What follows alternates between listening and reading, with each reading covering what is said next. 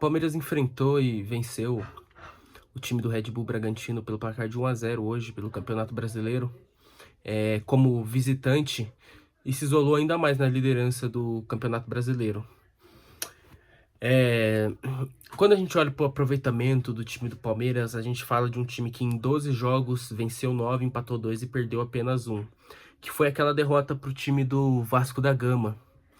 É uma derrota que está entre as mais inadmissíveis do Palmeiras nos últimos tempos.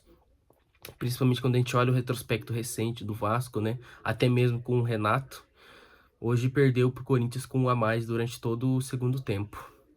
Mas enfim, quando a gente olha para o aproveitamento do Palmeiras, parece que é um time assim que é perfeito.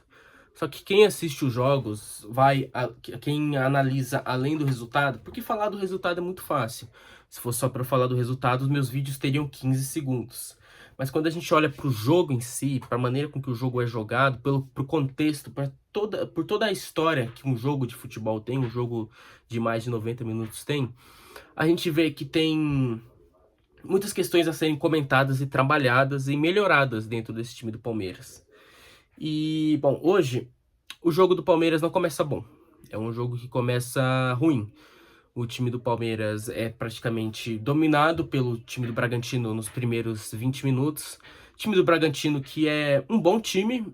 Não acompanho, obviamente, o Bragantino de perto, mas é um bom time. Parece ser um time organizado por um treinador que é bom, que tem experiência, que tem conhecimento dentro do futebol brasileiro, que é o Wagner Mancini.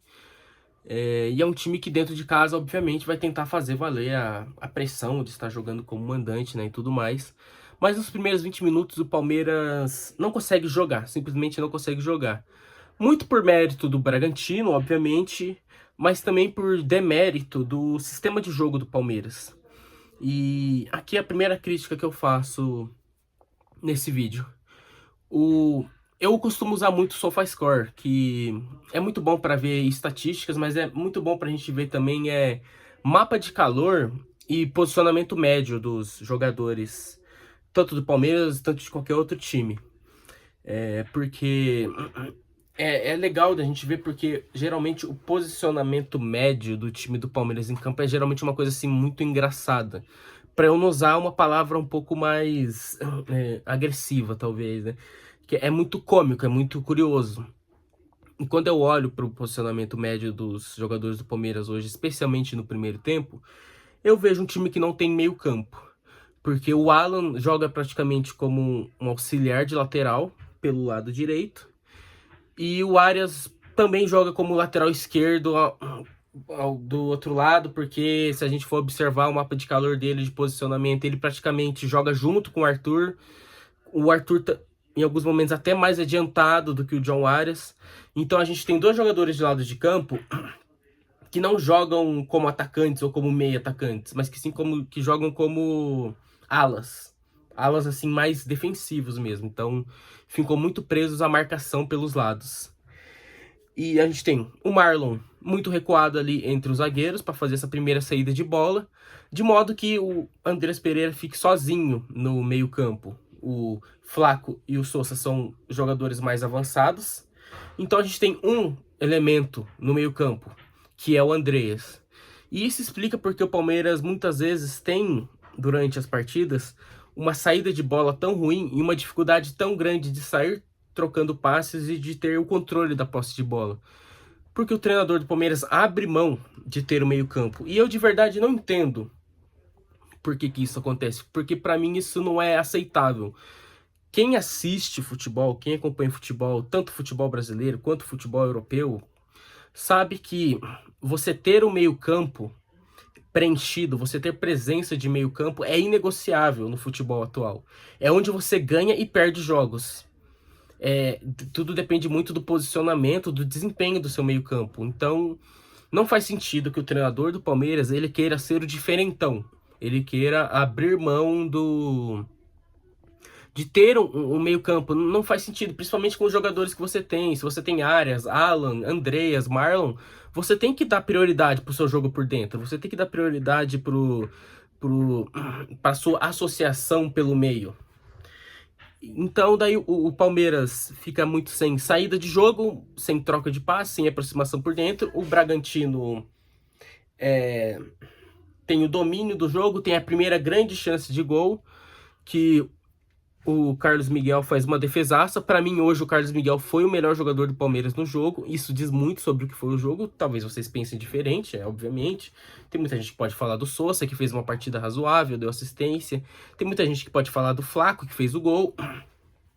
Para mim, o grande nome do time hoje é o Carlos Miguel. Ele faz essa defesaça no primeiro momento. Ele faz outra grande defesa muito parecida no cabeceio do mesmo jogador, né? As duas vezes são cabeceios do Lucas Barbosa. Então, para mim, ele foi o grande responsável pelo Palmeiras sair hoje sem sofrer gols e pelo Palmeiras sair com a vitória. E o Palmeiras ficava muito dependente de bola esticada na frente. E uma dessas esticadas acabou dando certo. A defesa do Bragantino deu bobeira. É um time muito organizado, é um time que trata bem a bola, muito melhor do que o Palmeiras, inclusive. Mas é um time que individualmente é fraco e é infinitamente inferior ao time do Palmeiras. Então o Palmeiras acha essa bola esticada, a defesa deles dá bobeira. O Sousa faz bem a jogada, é muito inteligente. Ele dá esse passe pro Flaco, que faz um bonito gol. E se a gente for resumir o jogo ofensivo do Palmeiras, a gente pode falar desse gol e praticamente mais nada, porque hoje foi um jogo que o Palmeiras não quis jogar. No segundo tempo o Palmeiras não jogou. No segundo tempo o Bragantino finalizou 3 vezes mais. Isso quer dizer que levou 3 vezes mais perigo. Teve 70% de posse de bola. O Palmeiras acho que finalizou 3 ou 4 vezes no segundo tempo. Não lembro se teve chute no gol.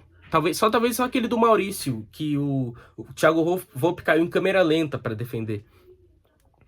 Então, as substituições do segundo tempo, no final do jogo, ele dobra a lateral, ele tira o jogador de frente para colocar o Lucas Evangelista, ele tira o Flaco, que estava bem, para colocar o Maurício, e o Flaco sai nervoso. E eu acho que com razão, porque para mim não fez muito sentido ele tirar o Flaco naquele momento. Tudo bem, daqui 10, 15 minutos o Flaco ia cansar, pela característica, pela maneira que o jogo estava se desenhando, mas eu não tiraria o Flaco naquele momento, obviamente. O Felipe Anderson entra no lugar do Alan para fazer a mesma função, que é de marcação. E que decepção e que desperdício que é o Felipe Anderson no Palmeiras. Eu já não tenho mais nenhuma esperança. Eu joguei a toalha pro Felipe Anderson. Eu já entendi, eu já aceitei que ele vai ser um fiasco aqui no Palmeiras. Que a passagem dele aqui se tornou um fracasso. Acho que tem culpa dele? Eu acho que sim. Eu acho que falta ele ser um jogador com mais sangue, com mais vontade. Mas passa também muito pelo péssimo aproveitamento da comissão técnica, que nunca soube aproveitar realmente esse jogador, nunca soube potencializar as qualidades desse jogador, como não sabe fazer isso com grande parte do elenco que a gente tem, né, atualmente. Então, o Palmeiras abre mão de jogar no segundo tempo. O Palmeiras joga como time pequeno, essa que é a verdade. Parecia que o Palmeiras era o Bragantino e o Bragantino era o Palmeiras, com todo respeito ao Bragantino. Dava a impressão de que a gente estava jogando contra o Barcelona do Guardiola, contra o Real Madrid dos Galácticos, porque eu assisto o jogo e eu fico com a impressão de que o Palmeiras está jogando contra o Bayern de Munique, do Vincent Kompany, que está aí na semifinal da Champions agora, contra o PSG do Luiz Henrique, porque o Palmeiras hoje jogou como time pequeno durante todo o segundo tempo, e isso não é aceitável. E eu acho que assim, jogar bonito ou jogar feio é muito relativo.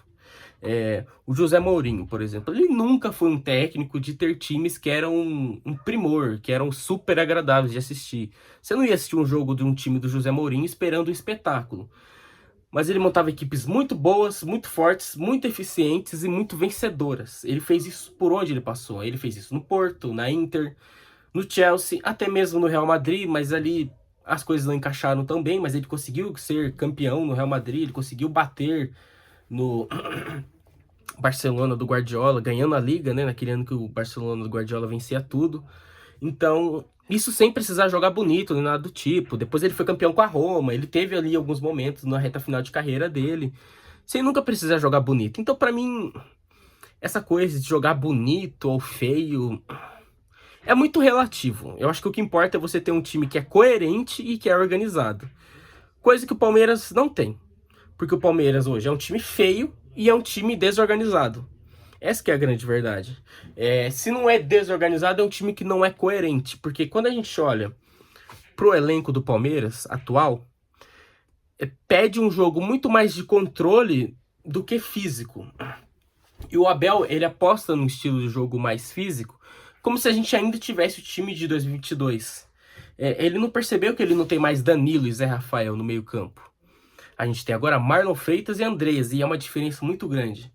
Porque o Danilo e o Zé Rafael, eles corriam e jogavam por 4 jogadores, cada um sozinho. O Danilo jogava e corria por 3, 4. O Zé Rafael mais corria do que jogava, mas assim, tem seus méritos. Porque eram dois jogadores que se multiplicavam dentro de campo, né? Então, ofereciam para o Palmeiras esse jogo de transição e esse jogo mais físico que o Abel tanto gosta, né? Hoje a gente tem dois jogadores de meio campo que não tem a mínima intensidade física, a mínima intensidade de marcação, nem o Marlon e muito menos o Andrés. Então eu acho que não faz sentido a gente apostar nesse estilo de jogo. A gente tem laterais que são muito expostos, a gente tem zagueiros que não vivem mais o seu auge. A gente tem jogadores de ataque que são muito mais de associação do que de ataque ao espaço. A gente não tem mais o Rony, a gente não tem mais o Scarpa, que sempre foi um jogador muito vertical. A gente não tem mais o Dudu, que também era muito de ir pra cima. Então, mudou muito o elenco do Palmeiras. Então, o time do Palmeiras, atualmente, ele pede um estilo de jogo diferente. Ele pede algo diferente. E o treinador do Palmeiras não entende isso. E ainda assim, mesmo que... Tá, ele prefere jogar dessa maneira, beleza. Mas não justifica a postura que o time do Palmeiras tem em alguns jogos. Hoje o Palmeiras jogou igual time pequeno. É absurdo o que foi o segundo tempo do Palmeiras. É absurdo.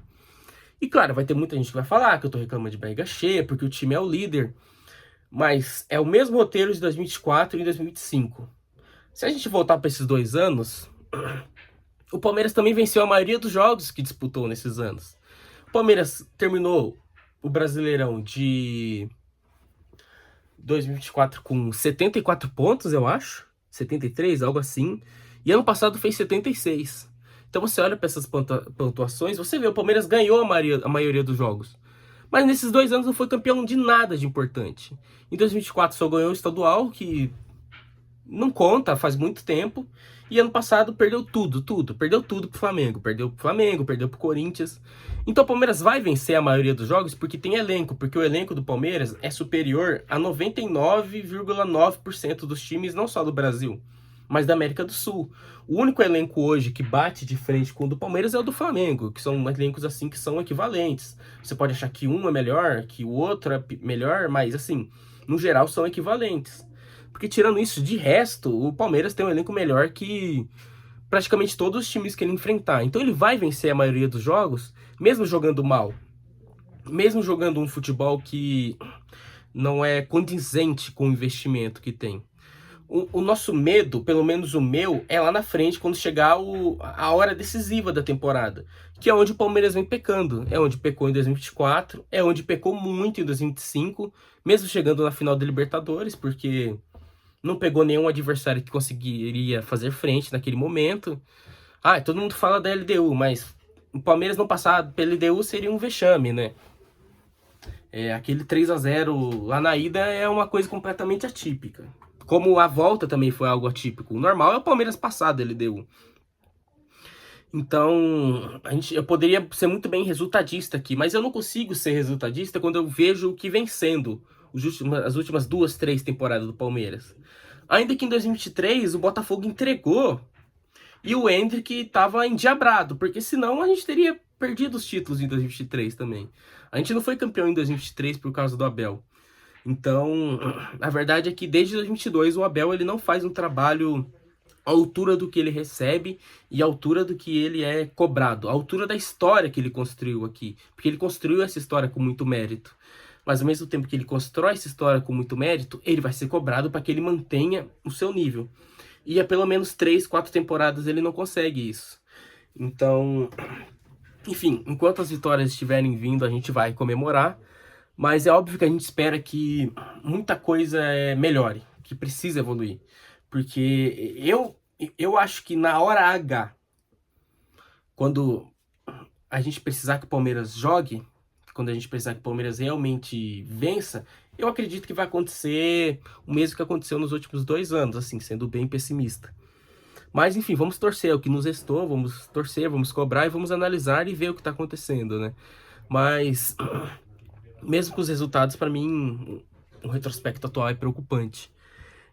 Mas, enfim, obrigado a todos aí que assistiram o vídeo, agradeço a presença de vocês, deixe seu like, seu dislike, deixe seu comentário, criticando, elogiando, compartilhe sempre o vídeo e... Meio de semana tem Libertadores, jogo importante, fora de casa contra o Cerro. Acho que vai ser um jogo meio carne de pescoço, meio difícil. Mas espero que o Palmeiras vença, né? Enfim, é isso. Muito obrigado a todos e avante palestra.